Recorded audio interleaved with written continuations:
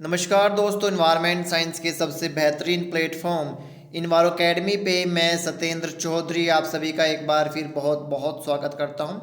एक और बहुत ही इम्पोर्टेंट वीडियो लेक्चर आपके लिए लेके आए हैं। एआरएस एग्ज़ाम की तैयारी कैसे करें, सिलेबस क्या होगा, कौन सी बुक हम रेफ़र करें और किन टॉपिक्स पे हम ज़्यादा ध्यान दें कि जिससे कि इस कम टाइम में हमारा एआरएस का एग्ज़ाम जो है वो क्लियर हो सके। तो अभी आपका जून में एआरएस का प्री होना है। जो लोग यूजीसी की तैयारी करते आ रहे हैं नेट की, उनके लिए तो बहुत ही आसान सा एक टास्क है। बट जो लोग अभी तक तैयारी शुरू नहीं कर पाए थे किसी भी कारणवश, उन लोगों के लिए भी क्या स्ट्रेटजी होगी, इस पे हम बात करेंगे दोस्तों। जो लोग पहली बार हमारा लेक्चर देख रहे हैं उनको मैं बता दूं, मैं Satyendra Chaudhary environmental research scientist, environmental consultant, environmental educator. हम यूजीसी नेट जेआरएफ के स्पेशलिस्ट हैं। बट जितने भी एग्ज़ाम होते हैं इन्वायरमेंट साइंस से रिलेटेड, उन सब की हम तैयारी कराते हैं, उस सब के लिए हम मटेरियल प्रोवाइड कराते हैं और पूरा पूरा सहयोग देते हैं कि आपका एग्ज़ाम क्लियर हो। आप हमसे जुड़े रहने के लिए हमें सब्सक्राइब कर सकते हैं। इसके अलावा सभी सोशल मीडिया प्लेटफॉर्म पर हम अवेलेबल हैं। अगर आप हमसे व्हाट्सएप के माध्यम से जुड़ना चाहते हैं नोट्स के लिए, जॉब के अपडेट्स के लिए, जॉब की तैयारी के लिए, तो ये नंबर मैंने यहाँ पे दिया है अपना 7696180020। इस पर आप अपना नाम, अपना ईमेल एड्रेस और पता लिख के मुझे व्हाट्सअप कर देंगे तो मैं आपको अपनी ब्रॉडकास्ट लिस्ट में ऐड कर लूँगा। सभी स्टूडेंट्स के साथ साथ आपको भी अपडेट्स मिलना शुरू हो जाएंगे दोस्तों। तो आज का लेक्चर शुरू करते हैं। सबसे पहले मैं बात करना चाहूँगा सिलेबस के ऊपर। तो हालांकि सिलेबस आप लोगों ने देख भी लिया होगा। अगर अभी तक आपको सिलेबस नहीं मिला है तो मुझे व्हाट्सअप कर देना, मैं आपको सिलेबस जो है सेंड कर दूँगा। पूरे सिलेबस को इन्होंने 9 यूनिट में, 9 यूनिट्स में डिवाइड किया है। बहुत ही आसान सा सिलेबस है। अगर आप फर्स्ट यूनिट की बात करो तो सिंपली आपसे बेसिक्स पूछे गए हैं जो हम ईवीएस इन्वायरमेंटल स्टडीज़ में पढ़ते हैं। इसमें कोई भी ऐसा टॉपिक नहीं है जो आप ये कहो कि भैया ये टॉपिक हम कहाँ से करें। वहाँ पे यूनिट 2 और यूनिट 3 दोनों जो हैं ये इकोलॉजी और बायोडाइवर्सिटी से रिलेटेड हैं। सिंपली इकोलॉजिकल कॉन्सेप्ट आपसे आप पूछे जाएंगे, हैबिटेट इकोलॉजी के बारे में, सिस्टम इकोलॉजी के बारे में पूरा आप देख सकते हैं। Structure and function of biotic and abiotic component, energy flow in ecosystem, energy exchange. तो अगर आप पूरे सिलेबस में सेकंड यूनिट और थर्ड यूनिट को देखें तो यहाँ से आपको एटलीस्ट 20 क्वेश्चन मिलने चाहिए। ठीक है, और बहुत ही आसान सी चीज़ें हैं। अब इन छोटे छोटे पॉइंट्स पे मैंने बहुत सारे वीडियो लेक्चर बनाए हैं।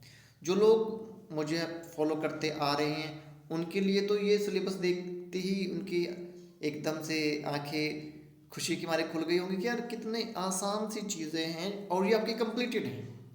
कुछ भी आपको नया नहीं पढ़ना है फर्स्ट यूनिट में, सेकंड यूनिट में और थर्ड यूनिट में। बुक्स के बारे में मैं एंड में बताऊंगा। बट अगर आप देखें कि भाई कम्युनिटी के बारे में, बायोडाइवर्सिटी कॉन्सेप्ट, बायोडाइवर्सिटी पे मैं 3-4 बहुत ही अच्छे और टू द पॉइंट लेक्चर बना चुका हूँ कि बायोडाइवर्सिटी क्या होती है, कितने टाइप की होती है, कहाँ मिलती है, सिग्निफिकेंस क्या होता है उसका। ठीक है, IUCN पे हम बात कर चुके हैं पहले, एंडेंजर्ड स्पीशीज़ पे, थ्रेटेंड स्पीशीज़ पे। इंडिया में कितने नेशनल पार्क हैं, कितने हमारे यहाँ पे वाइल्ड लाइफ सेंचुरी हैं, बायोस्फीयर रिजर्व हैं, सभी पे हम बात कर चुके हैं।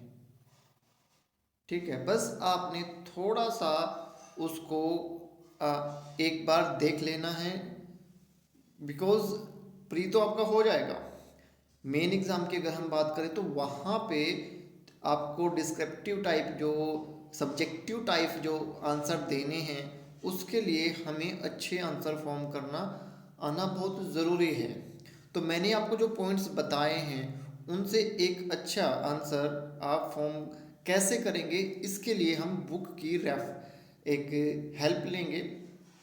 बट ये तीनों यूनिट आपकी ऑलमोस्ट कंप्लीट हो चुकी होंगी अगर आप यूजीसी नेट की तैयारी कर चुके हैं। अब फिर से फोर्थ यूनिट पे भी हम बहुत बार डिस्कस कर चुके हैं। कंपोजिशन ऑफ एयर मेरी किसी न किसी वीडियो में आपको मिल जाएगा। Source and classification of major air pollutant, smoke के बारे में, फोटोकेमिकल स्मोक के बारे में, रिएक्शंस के साथ में हम ये चीज़ कर चुके हैं। ठीक है, फिर ये पूरा का पूरा पोर्शन गिलबर्ट मास्टर में बहुत ही अच्छा दिया हुआ है। ठीक है, सब्जेक्टिव के लिए भी और ऑब्जेक्टिव के लिए भी। हमेशा मैं आपको बोलता हूँ कि गिलबर्ट मास्टर की बुक के 2 चैप्टर एयर वाले जो हैं वो तो आपको क्रिस्टल क्लियर याद होने चाहिए अगर आपने चेयर अप करना है। बट अगर आपने दोनों चैप्टर क्रिस्टल क्लियर याद कर लिए, पॉइंट टू पॉइंट याद कर लिए, तो मुझे नहीं लगता कि एयर पोल्यूशन पे कोई भी क्वेश्चन आपका कभी गलत होगा। ठीक है, noise pollution concept and effect. Noise pollution पे अगर हम न्यूमेरिकल की बात करें तो न्यूमेरिकल इसमें नहीं आते हैं। ठीक है, बहुत ही कम चांसेस हैं। छोटा मोटा कोई न्यूमेरिकल आ जाए तो वो अलग चीज़ है, इसलिए डरने की ज़रूरत यहाँ पे इसलिए नहीं है। अभी तक का जो पैटर्न रहा है उस पे आपको ऐसे जैसे यूजीसी जेआरएफ में नेट में आपको भर भर के न्यूमेरिकल मिल जाते हैं, ऐसा इस पेपर में नहीं है। तो सिंपली आपने क्रिस्टल क्लियर थ्योरी पे ध्यान देना है। यहाँ पे आपके लिए एक नेगेटिव पॉइंट ये हो जाता है कि नेगेटिव मार्किंग है। अगर आप बात करो अपने यूजीसी नेट के बारे में तो नेट जेआरएफ एग्ज़ाम में नेगेटिव मार्किंग नहीं है। बट यहाँ पे एक नेगेटिव पॉइंट जैसे मैंने बताया ये है कि भैया आपका नेगेटिव मार्किंग होगी। बट पॉजिटिव पॉइंट ये है कि मेरिट दी हुई है कि भाई अगर 50% आप क्लियर कर लेते हैं तो आपका, मैंने आपको पिछले लेक्चर में बताया था सभी कैटेगरी को कितने मार्क्स सिक्योर करने हैं अब प्री क्लियर करने के लिए। तो वहाँ से आप देखेंगे तो उतना अगर आप सटीकता के साथ कर लेते हैं, 4 यूनिट मैंने बताई, इन 4 यूनिट को आप अच्छे से अगर कर लेते हैं तो समझो आपका बेड़ा पार हो गया। ठीक है, 5वीं यूनिट की आप बात करें फिर से water and soil pollution. Simply water pollution भी आप गिलबर्ट मास्टर की बुक से देख सकते हैं। बेसिक के लिए अगर आप चाहें तो APT शर्मा में भी बेसिक्स दिए हुए हैं, बट अच्छे से अगर आप देखेंगे तो वहाँ से आपका जो है वो वाटर पोल्यूशन वाला कॉन्सेप्ट क्लियर हो जाएगा। बट अगर इस सिलेबस को आप ध्यान से देखें तो इन्होंने बहुत ही बेसिक चीज़ें आपसे पूछी हैं, जैसे रेडियो एक्टिव पोल्यूटेंट। ठीक है, तो मैंने एक वीडियो बनाई थी उसमें मैंने सिंपली बताया हुआ है कि भैया आपके किस रेडियो एक्टिव पोल्यूटेंट की कितनी हाफ लाइफ होती है, फिर हाफ लाइफ क्या है। फिर इसी टाइप से बहुत सारे क्वेश्चंस में मैंने डिस्कस किया कि भाई रेडियो एक्टिव वेस्ट जो हैं उनको आपने सॉल्ट माइन या फिर डेजर्ट में अपना डंप करना है। तो बिल्कुल बेसिक सी चीज़ें अगर आप PD शर्मा की बुक से उठा के कर लेंगे तो ये वाला जो पोर्शन है ना आपका क्लियर हो जाएगा। उसके बाद में अगर थोड़ा और पढ़ना है, ठीक है, तो गिलबर्ट मास्टर की ओर आप जा सकते हैं वाटर पोल्यूशन के लिए। बट जो ये national and international law and maximum permissible limit of soil and water pollutant, ये वाली जो चीज़ें हैं ये आप जो स्टैंडर्ड उन्होंने दिए हैं वो नहीं पढ़ेंगे। आपने ये कहाँ से पढ़ने हैं, जो हमारे 10,500 स्टैंडर्ड है ना वाटर के, वहाँ से आपको ये वाटर के लिए पोल्यूटेंट की परमिसिबल लिमिट मिल जाएगी, वही आपने याद करनी है। बायोमैग्निफिकेशन कितनी बार हम इसको डिस्कस कर चुके हैं, बार बार हम बहुत सारे क्वेश्चन में ये कॉन्सेप्ट हमने रिपीट किया है। इसके अलावा बायो कंसंट्रेशन पे भी हम बात कर चुके हैं, बायो एक्यूमुलेशन पे भी हम बात कर चुके हैं। ठीक है, तो मुझे नहीं लगता कि यहाँ पे आपको कुछ भी प्रॉब्लम होगी। फिर से ये पॉइंट मैं रिपीट कर रहा हूँ कि इसमें केवल आपको बेसिक्स जो हैं वो क्रिस्टल क्लियर होने चाहिए। ठीक है, जैसे इन्होंने कहा कि point and non point source of water pollution, तो क्रिस्टल क्लियर आपको ये पता होना चाहिए कि पॉइंट सोर्स क्या है, नॉन पॉइंट सोर्स क्या है, और इसके अलावा क्वेश्चन क्या बनाया है। ठीक है, हम गड़बड़ ये कर लेते हैं कि हमने पढ़ लिया कि भाई ये पॉइंट है बट ये नॉन पॉइंट है, बट क्वेश्चन में जब बनाते हैं फ्रॉम टू ऐसे ऐसे जो वर्ड है ना जिन जो की पूरी सेंस ही चेंज कर देते हैं क्वेश्चन की, उस पे ज़्यादा ध्यान देना है हमें। तो मुझे नहीं लगता कि यहाँ पे इन 5 यूनिट में कोई भी ऐसी चीज़ है कि भैया हम ये कहें कि ये बहुत ही मुश्किल है या ये हमसे नहीं होगा या ये हमें किसी भी बेसिक बुक में नहीं मिलेगा। ये फिर से आप देखेंगे कि physical, chemical and biological property of waste, effluent treatment process, हम एएसपी की बात कर चुके हैं। फिर से गिलबर्ट मास्टर की बुक उठाओगे तो उसमें primary treatment, secondary treatment, tertiary treatment दिए हुए हैं। ठीक है, बायोडिग्रेडेशन, बायो कंजर्वेशन, इन सभी पे, कंपोस्टिंग पे, लैंडफिल पे, वर्मी कंपोस्टिंग पे हम बहुत अच्छे से बात कर चुके हैं। तो अब ये देखो कि बायोगैस, आपका बायोगैस, अगर बायोगैस पे सपोज करो कंपोजिशन पे क्वेश्चन आए तो हम बहुत बार उस पर डिस्कस कर चुके हैं। ठीक, फिर लैंडफिल की गैस को की अगर हम बात करें कि लैंडफिल से कौन सी गैस रिलीज होती है, उस पर हम बहुत बार बात कर चुके हैं। बस आपने अपना माइंड को ऐसे सेटअप करना है कि प्री तो हम क्लियर कर ही लेंगे, जो हमारा मेन एग्ज़ाम होगा उस एग्ज़ाम में हम अपने इन छोटे छोटे पॉइंट्स को कैसे जोड़ के एक अच्छा क्वेश्चन का आंसर तैयार कर सकें। तो फिर से वही आ गया आपका source and sink of heavy metals. Heavy metals कहाँ कहाँ से रिलीज़ हो रहे हैं और वो अल्टीमेटली किस जगह पे डिपॉजिट हो रहे हैं, कहाँ पे उसका क्या इफ़ेक्ट हो सकता है, ये सब आप जो हैं आराम से इन 2-3 बुक से जो जितना मटेरियल हालांकि मैंने आपको दे दिया ना वो मोर देन सफिशिएंट है, बट फिर भी बेसिक्स के लिए हम यहाँ पे मैं पीडी शर्मा आपको बताऊंगा कि पीडी शर्मा जो है और सिंह सिंह गुप्ता, 2 बुक है जिन पे हम स्टैंडर्ड बुक्स के अलावा थोड़ा ध्यान देंगे। Climate change, global warming, greenhouse effect, source and sink of greenhouse gas, major greenhouse gas, ठीक है, आपकी techniques for monitoring greenhouse gas, global climate change history, ये सब फिर से गिलबर्ट मास्टर में बहुत अच्छे से दिया हुआ है। ठीक, इसके बाद में सी लेवल राइज, ये भी गिलबर्ट मास्टर में आपको मिल जाएगा। क्लाइमेट चेंज और फूड सिक्योरिटी, ये सब जो हैं आपका जो मेजर चीज़ें मैंने अभी आपको वर्बली बताई हैं क्लाइमेट चेंज पे, ये मैंने इसलिए आपको बताई है कि ये सब गिलबर्ट मास्टर में दिया हुआ है और इन पे ही ज़्यादातर क्वेश्चन बनते हैं। ठीक है, आपको मेजर ग्रीन हाउस गैस के अराउंड क्लाइमेट चेंज पे मैक्सिमम क्वेश्चन फॉर्म होते हैं।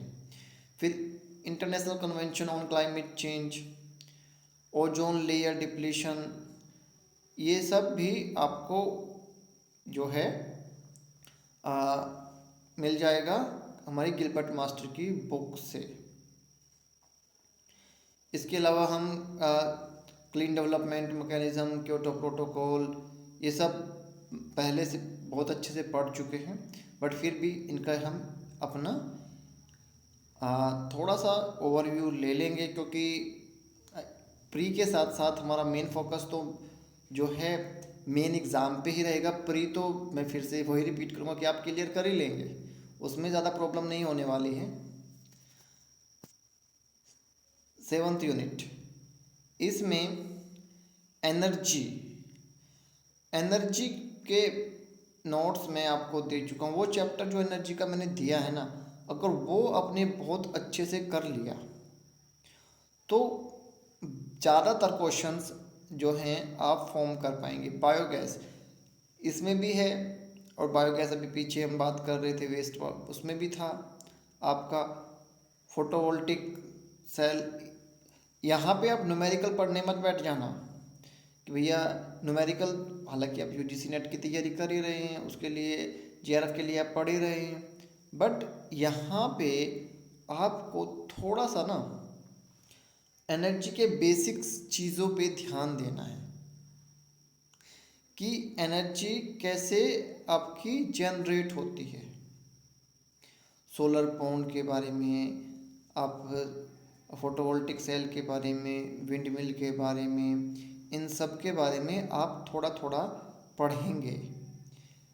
बट इतना, जैसे कुछ लोग क्या करते हैं कि एनर्जी के एक पॉइंट को पकड़ के बैठ जाएंगे और उसी को लेके वो सर्च करेंगे, बुक खरीद लेंगे, यहाँ से वहाँ से देखेंगे, तो जो मेजर चीज़ आपने करनी थी वो कहीं बीच में ही गुम हो जाती है। इन्होंने बहुत लंबी चौड़ी चीज़ें दे दी आपको सिलेबस में, एनर्जी के, एनर्जी कंजम्पशन क्या पैटर्न है आपका अर्बन एंड रूरल इंडिया में टाइप, ठीक है। ये चीज़ आप रिन्यूएबल एनर्जी की जो वेबसाइट है न्यू एंड रिन्यूएबल एनर्जी, वहाँ से आपको आसानी से मिल जाएगी।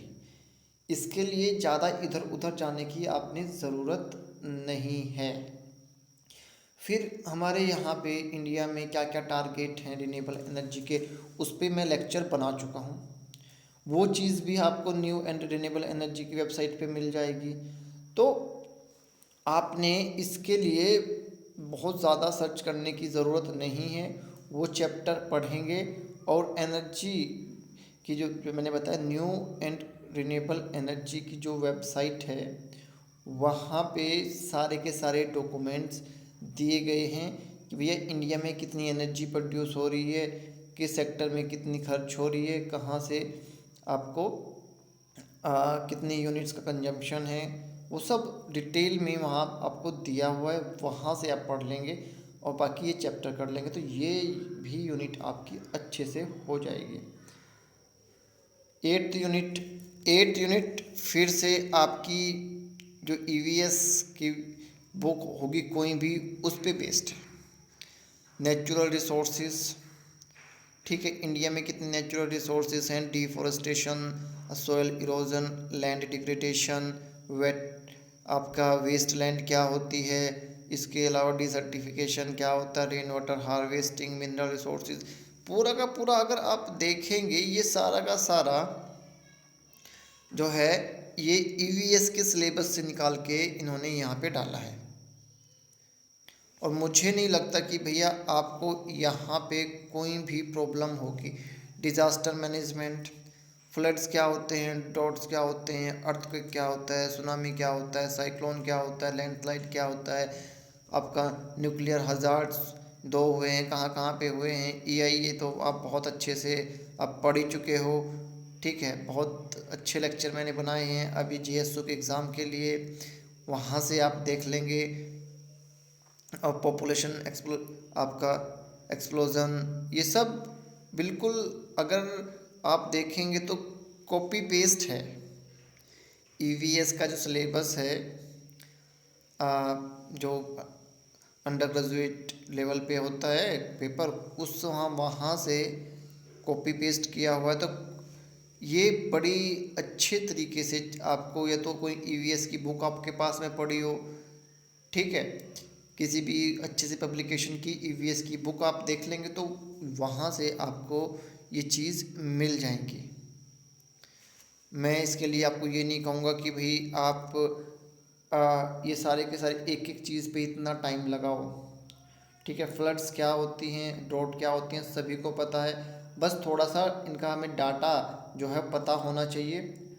और रेन वाटर हार्वेस्टिंग की कितनी टेक्निक्स हैं, इन सब के बारे में अगर आप देखेंगे तो कोई भी अच्छी पब्लिकेशन की ईवीएस की बुक ले लेंगे तो ये सारी चीज़ें बहुत अच्छे से आपकी वहाँ से कवर हो जाएंगी। उसके बाद में 9th यूनिट की अगर हम बात करें तो 9th यूनिट में फिर से जो मैंने आपको बुक दी है एक स्टैटिक्स की, ठीक है, वहाँ से बहुत ही अच्छे तरीके से सिंपल लैंग्वेज में वो बुक आपके पास में है एस चांद की, वहाँ से आप करेंगे कंप्लीटली सारी यूनिट 9th वहाँ से आपकी कवर हो जाएगी। तो यहाँ से आपको कुछ क्वेश्चन आएंगे, डेफिनेटली आएंगे, बट ऐसा नहीं है कि सारे क्वेश्चन 9th यूनिट से ही आ जाएंगे। 4-5 चीज़ें इन्होंने दी हैं, वहाँ से आप कर लेंगे। फिर से कहूँगा कि न्यूमेरिकल भर के नहीं आएंगे, बस बेसिक्स चीज़ें, बेसिक न्यूमेरिकल आपको 1-2 मिल सकता है, तो इस यूनिट से डरने की ज़रूरत नहीं है। जो 8th यूनिट है उसमें थोड़े से ऐसे टॉपिक हैं जो थोड़े नए हैं, बट मैक्सिमम चीज़ें ईवीएस के सिलेबस से कॉपी पेस्ट हैं, तो उस यूनिट में भी आप कर लेंगे। एनर्जी वाली यूनिट में फिर से कह रहा हूँ कि सारा डाटा आप मिनिस्ट्री की साइट से लेंगे, जो भी हमारा डाटा है एनर्जी कंजम्पशन का, एनर्जी प्रोडक्शन का, और बाकी जो चैप्टर मैंने आपको स्मिथ की बुक दी है एनवायरमेंटल फिजिक्स की, वहाँ से हो जाएगा, ठीक है।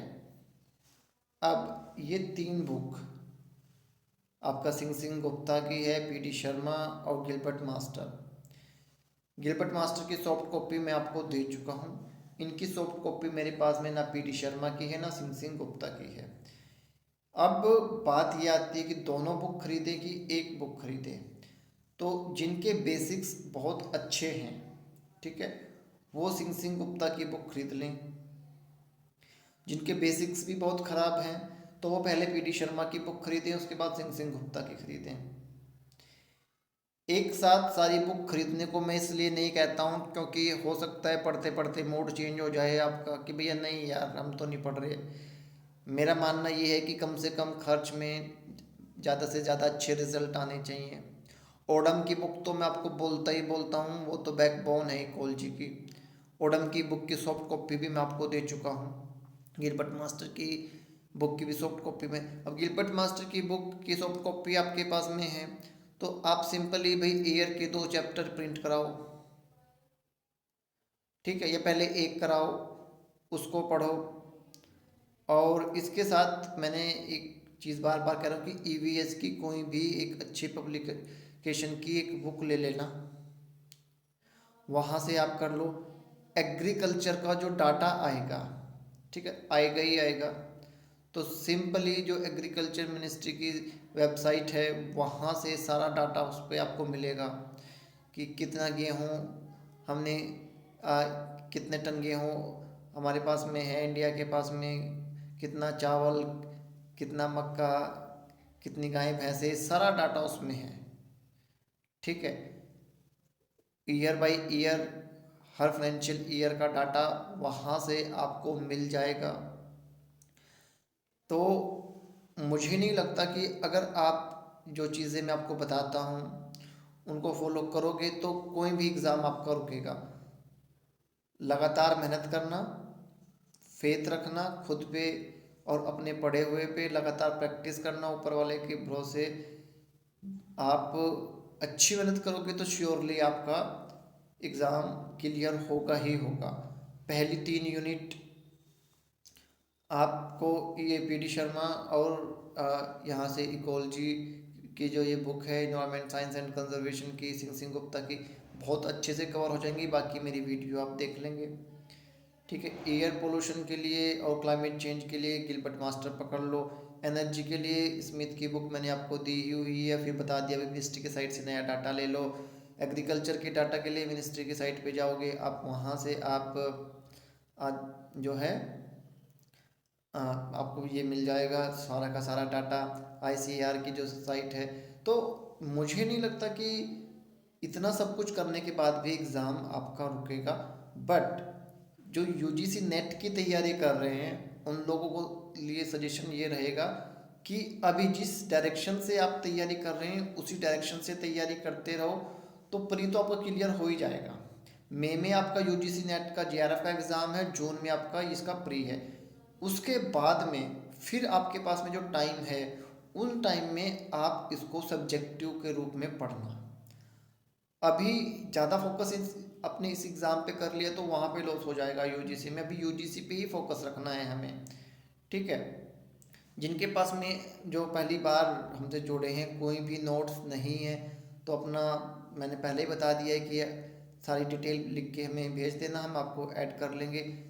और वीडियोस आप लगातार देखते रहिए, नोट्स जो भी दिए हैं उनको आप पढ़िए। डेफिनेटली कोई भी एग्ज़ाम नहीं रुकेगा एनवायरनमेंट साइंस का आपका, अगर आप पूरी मन से दिल से मेहनत करेंगे दोस्तों। अब कोई क्वेश्चन, कोई डाउट आपको रह जाता है तो आप मुझसे पूछ सकते हैं, कमेंट बॉक्स में लिख के पूछ सकते हैं, या मुझे आप व्हाट्सअप करके पूछ सकते हैं। डेफिनेटली मैं पूरी कोशिश करूँगा आपका हर डाउट मैं क्लियर करूँ। बस इतना याद रखना कि आपका जो प्री एग्ज़ाम होगा उसमें नेगेटिव मार्किंग है, इसके लिए हमें थोड़ा सा अच्छे से क्रिस्टल क्लियर पढ़ना है। पेपर बहुत आसान आएगा एज़ कम्पेयर टू यूजीसी। और आपका जो मेन एग्ज़ाम होना डेफिनेटली वो सब्जेक्टिव पेपर है, तो उसके लिए हमारी जो नॉलेज है थोड़ी सी वास्ट होनी चाहिए। तो इसके लिए मैंने आपको जितनी बुक सजेस्ट की हैं, जितने 2 वेबसाइट्स आपको बताई हैं, वो आप करके अच्छे से अपनी तैयारी को अपना शुरू करें दोस्तों। Thank you, God bless you always.